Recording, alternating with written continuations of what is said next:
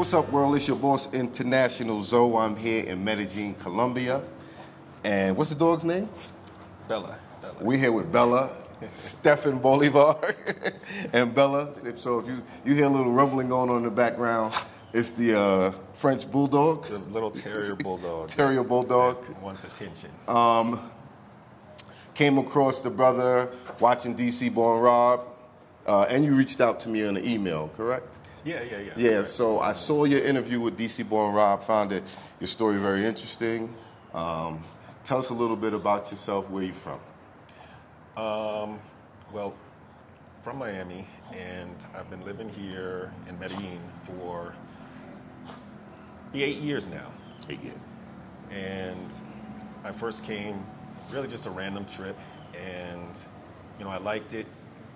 And ultimately, I ended up coming back and getting involved in the vacation rental business here, where I got to meet a lot of foreigners coming in, foreigners who would come mostly for the fantasy, what I call it, which is girls, drugs, parties, and a whole experience with that and that business, which ultimately, some years in, collapsed on me, and I had to re-strategize, retool, and come up with a new plan. And I ended up getting involved in the liquor business with Ron Bolivar.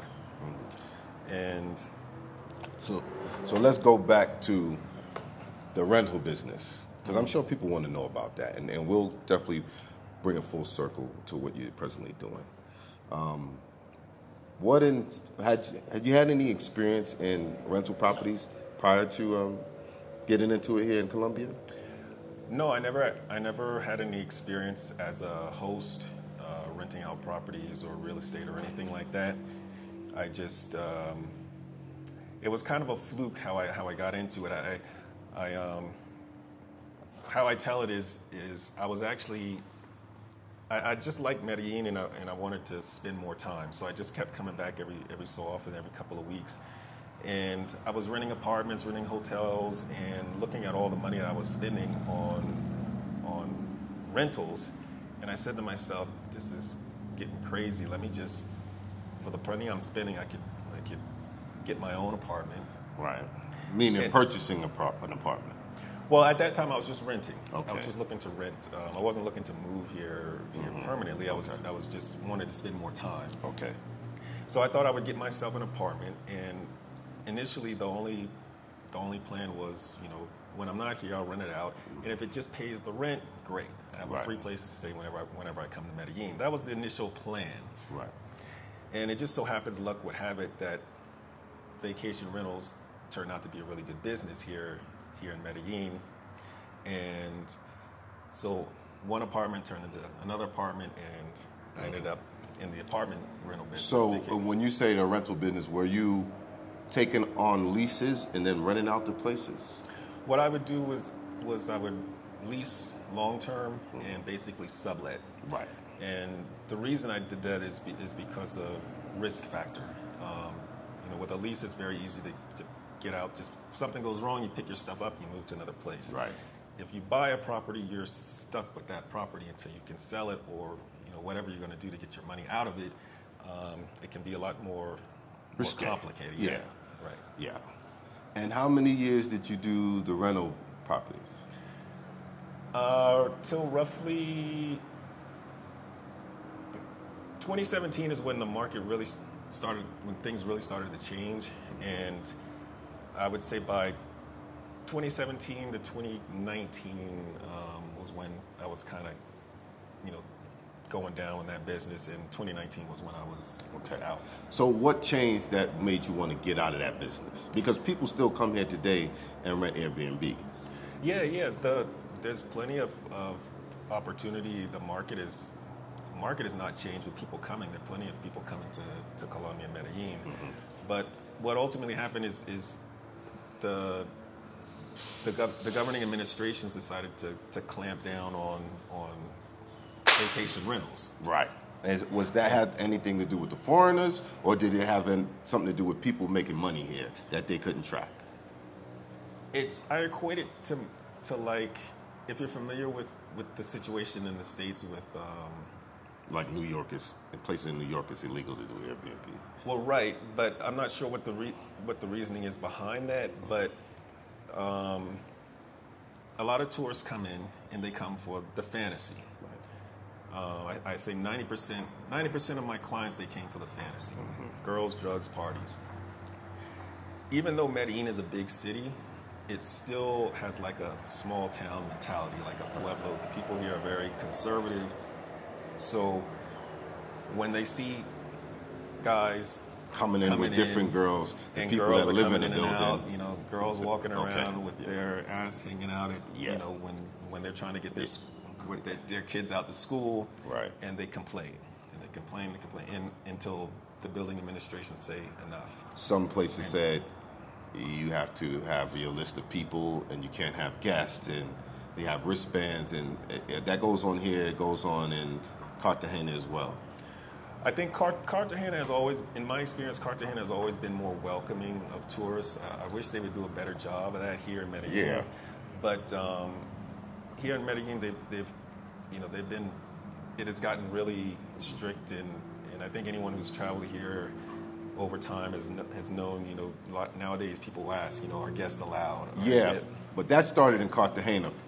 That existed in Cartagena from the first time I ever came to Colombia. And then I saw it more happening here, but I think it's still a bigger issue in Cartagena. In my opinion, and the experience that because more guys call me and ask me for reference of visitor-friendly places to stay in Cartagena than they do Medellin. And from my experience, more places, like they really are hard with the wristbands and things like that in Cartagena. But this is a bigger city, more people. I haven't heard anything about wristbands, but that's why it's always you know, you always got to ask the question. You know, are guests allowed? What's the guest policy? And that way you know without any issues. Right. So you get out of the business in 2019. You say you. I was basically tossed out of the business, Okay. or the business collapsed on me. So was it that? How did that look like? Did that look like landlords not renting to you anymore, or were the landlords aware that you were subletting these places, and then they said it couldn't happen anymore, or the buildings administration? It's not the It wasn't the landlords. It was the administrations. Okay. The administrations decided that, you know, they didn't want this type of thing happening in their properties, and when the pandemic hit, they really that pretty much killed everything for the most part. Yeah. Now, I'm not sure what the situation is now, but I imagine it's similar. But I even heard that they were, you know, some people are checking for COVID tests and things like that. So I didn't experience that, but I'm sure it's possible. Yeah. So while you're here, you move out here in 2015. You said, well, Yeah, like around. I think I came back in 2014. And, 2014, and then by 2015, I had started with my first property. Now the question is, what were you doing to sustain yourself to allow yourself to live overseas early? Now we know a lot of people, digital nomads, and they can work from home. What was your profession? What did you do before you got here that allowed you to stay here, float you until you started your real estate business? I actually had a nonprofit that I ran in the States, and we worked educational government contracts, and I also worked with the county. So I had employment in the States, and my employment was a lot of seasonal work. So I was able to travel around, and that's how I ended up coming to Colombia, and so I had a job with flexibility. Right. It wasn't something I could work remotely necessarily, but I had flexibility. And how did you feel adjusting to life here in those first few years?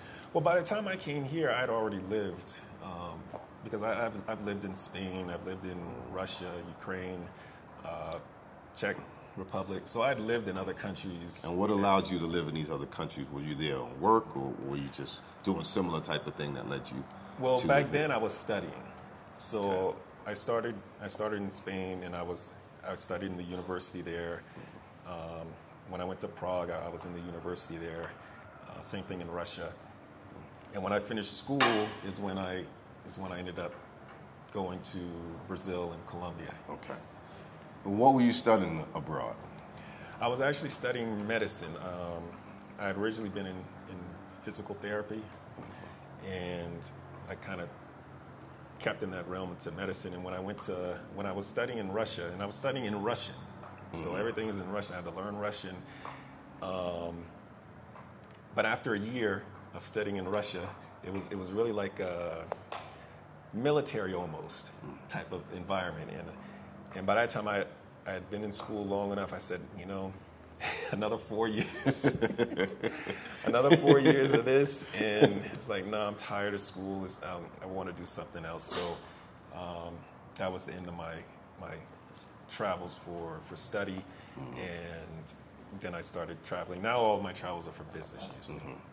So in 2019, you ceased and desist with the rental properties. How do you get your mind focused on a product of your own, a rum? When does that start? It's complicated because I would say I'm an entrepreneur by blood or by nature. It's like it's in my DNA. So I'm always... Let them see this dog one time so they know. Sorry, I'm sorry, baby. Let them see. She just wants to be in the frame. So say hi. Hello, Bella. So everyone knows this is Bella. Okay, Bella? All right. All right, move it along. All right, move it along. So, what was I? You were saying that it was a strange way how you got into the rum business. Right. So, like, I think it's, well, for me, it's like, You say entrepreneur. Entrepreneur is Right. it's like it's like in my blood. I call it like a gift and a curse. Me too. I know that gift and curse. Trust me. So I'm always, working on something, business possibilities, ideas, and when I saw that, eventually I got to a point where I knew that there was no future for me in the vacation rental business here. So I started focusing more on, what can I do that to sustain myself and survive here. And I actually tried a number of different things. Like what? Let's tell them. Well, I mean, I did. One of the things I started was, and I talk about I talk about all of this stuff in the book that I wrote. Okay. But one of the things that I did was I started a travel business because it was similar to what I was doing with the apartment rentals. Right. People come in and you're showing them around and putting them in Right. contact with the right tours and things like that. Right. So I started a tour business, and I had an idea for a tour that would be basically a liquor tour. Oh, okay. And if you're familiar with Ron Medellin, Rum Medellin? Ron Medellin. Ron Medellin. It's No, I'm not. It's the local brand of rum here. What's that other thing that everybody drinks? Aguardiente. They also make that. Okay. I'm familiar with seeing that a lot. Right. So the company that makes the aguardiente for Antioquia is called the FLA, Fábrica Licores de Antioquia. Okay. And I was actually, kind of working or trying to work with them to do a tour of their site and everything. Oh. And we did a couple of tours, but ultimately it just didn't work out. Why do you think? Because one, that's more unique. You hear coffee tours, especially when it comes to Medellin, Colombia, and other types of tours. You don't usually hear that type of tour. Right. Do you think that's because it was a little too new, too creative at the time? No. They were, at the time, they were looking to do some tours. They weren't really doing many. It was kind of like a casual thing, and it could have been a good concept, but their focus is not there. Right. They're an industrial, Right. brand. And They wasn't have ready to spend no accounts money in that area. Well, it's not even about spending money. It's just, you know, they're focused on, I guess, you know, just with their Quality clientele, moving their product in. Right. And it's a government-run institution, Okay. so it's a little different trying to get anything done over there because it's Right. It's not independent business. right. So ultimately, it was, and one of the things I say is in business, and you probably know, you know, not everything works. What we see on social media and everything is the success, but very few people talk about the failures. And this was a business that just didn't work. And I even had an employee who listened to my ideas and was like, you know, I like this. I'm gonna do it myself, and decided he was going to become my competitor. Also part of business. Yeah, those kind of things Copycats. happen. Those kind of things happen. So it was another learning experience and things, but it led me to the run, to the rum that I'm doing now. Right. Because through it all, I said, you know, this is a really good idea. They don't see it, they're not interested in it, but I know it's still a good idea, and I really don't need them. I can do it myself. And that's what I did. I just said, you know, why do I need these? Why am I even wasting my time with these guys when I can do it myself? And, you know, I don't have anybody telling me, you know, you can't do this or can't do that.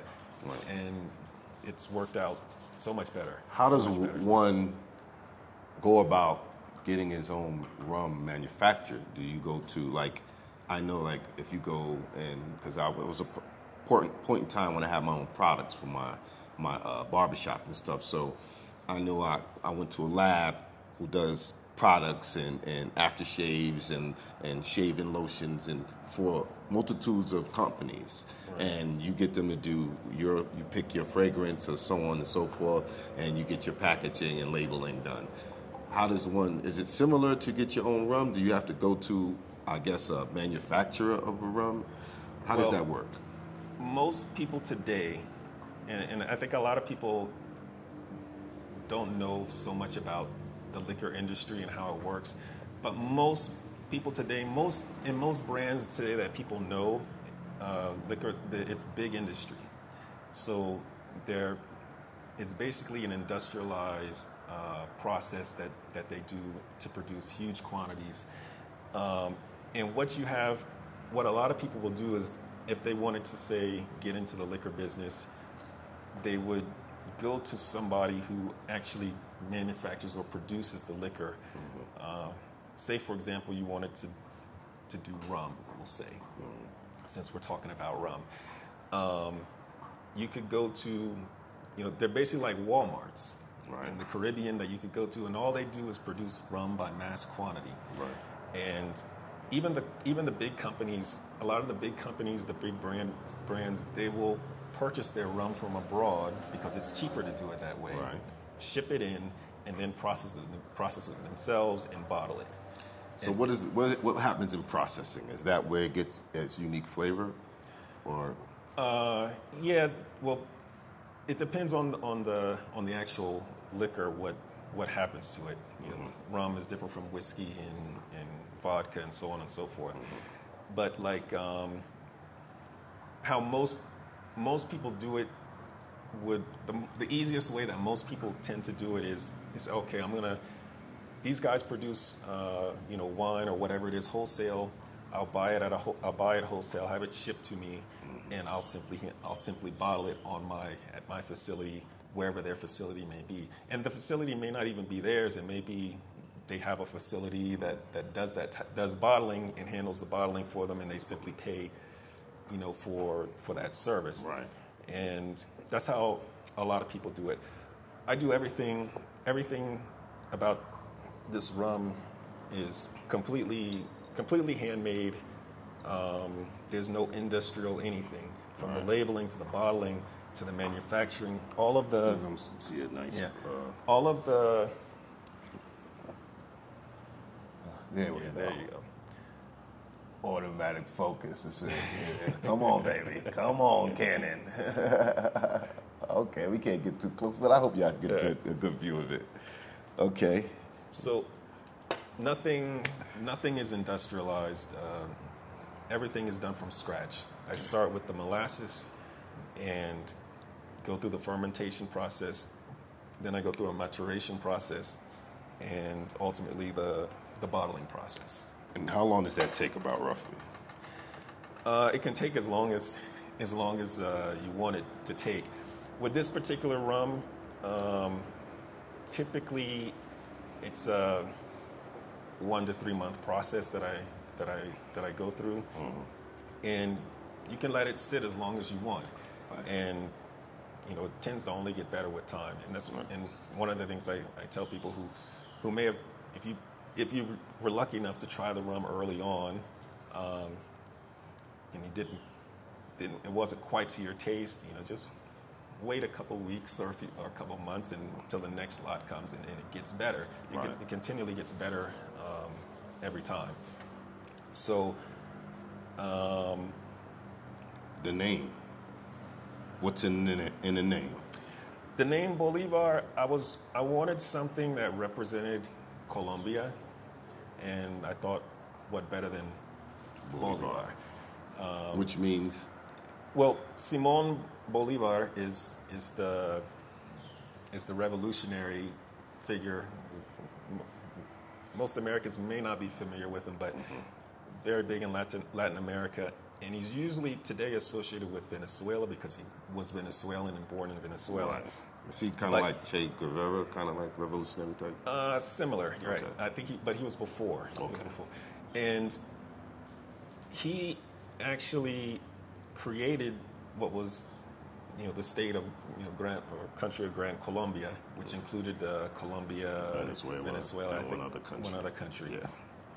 We just had that conversation today. I just don't remember the third country. Right, yeah. I don't know if it was Panama. I think it was Ecuador. Or somewhere else. I think it was Ecuador or Peru, one of those two.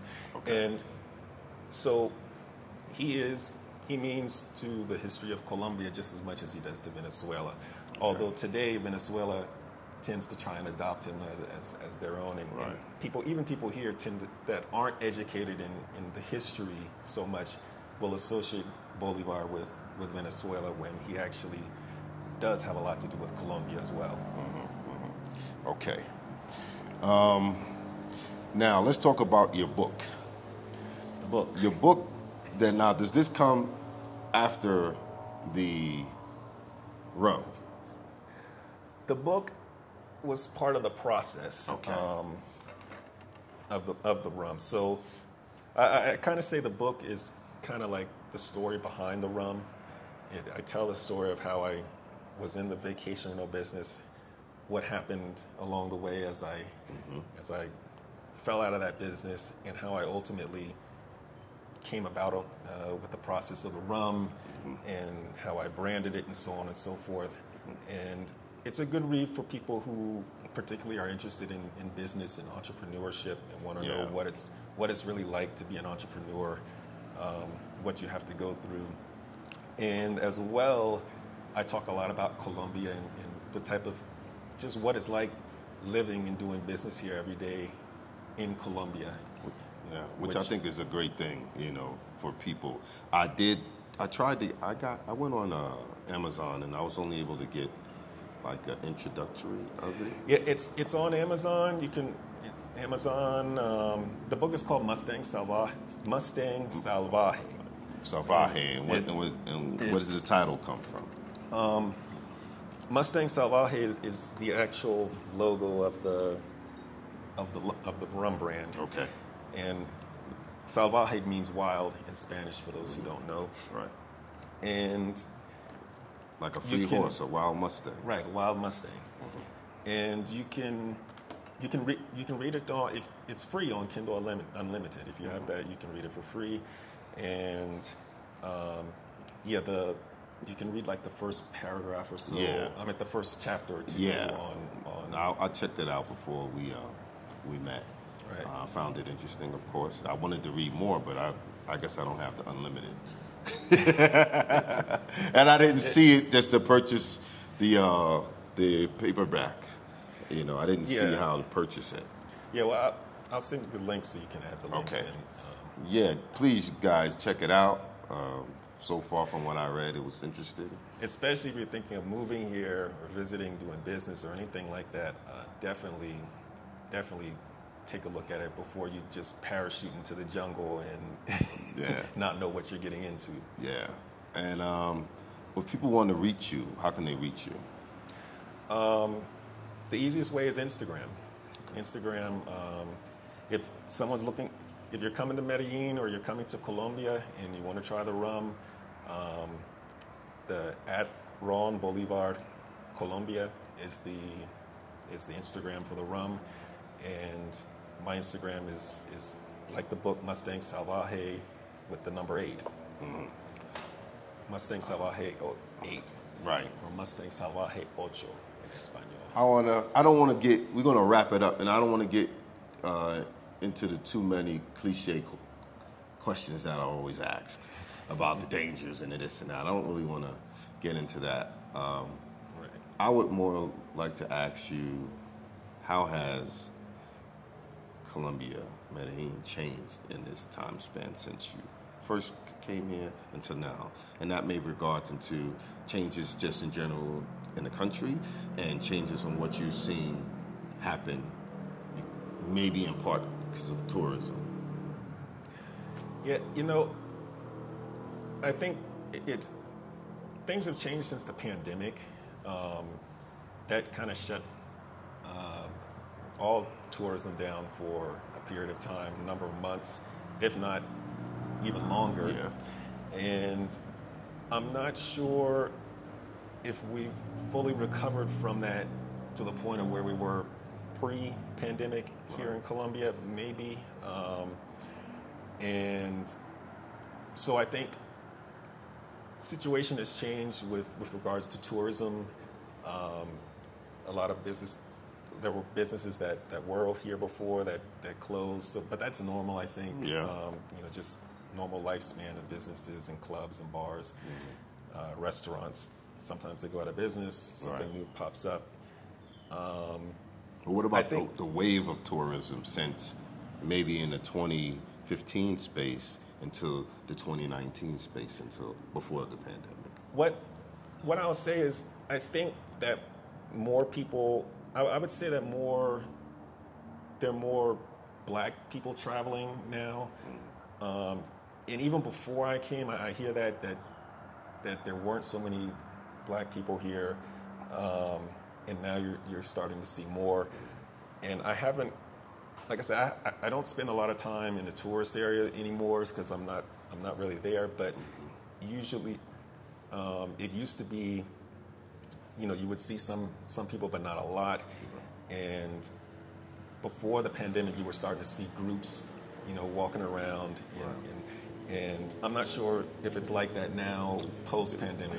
Yeah, I mean, I've been here, I think twice, maybe 3 times since they reopened after the pandemic, and I see a larger influx of Americans, Black Americans or African Americans, whichever your preference is. Mm-hmm. And I don't know if for better or for worse.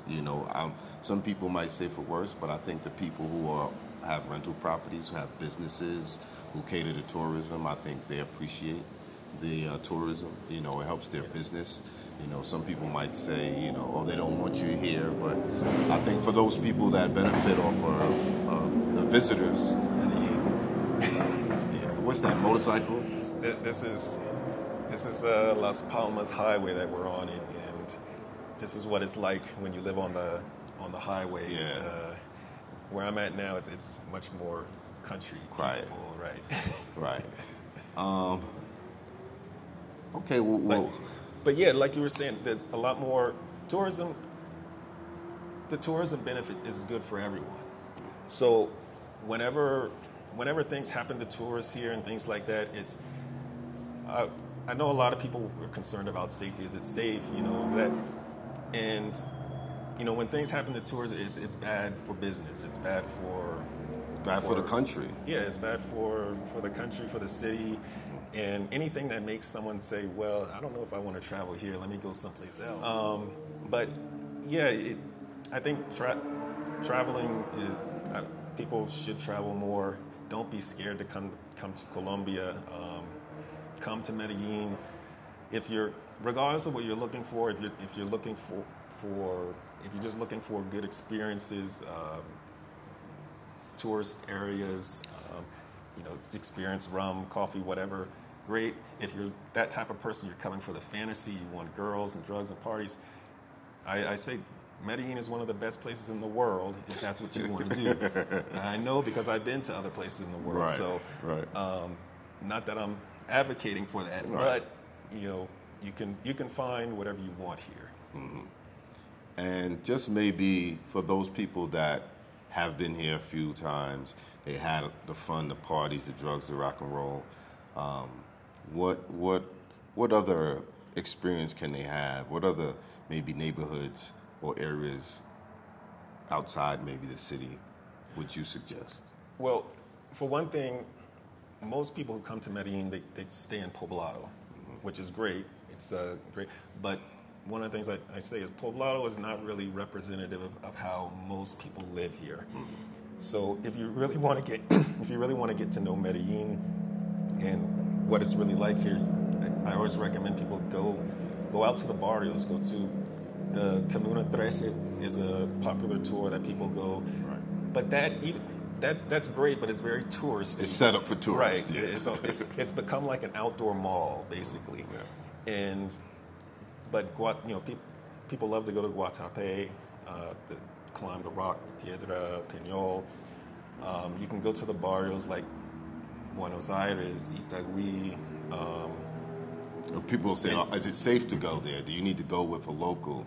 I always say, a lot depends on your level of Spanish. If you don't know any Spanish, then I always recommend, and even as a tourist, if you've never been here before, one of the things I say, just take a driver. Right. Hire a driver.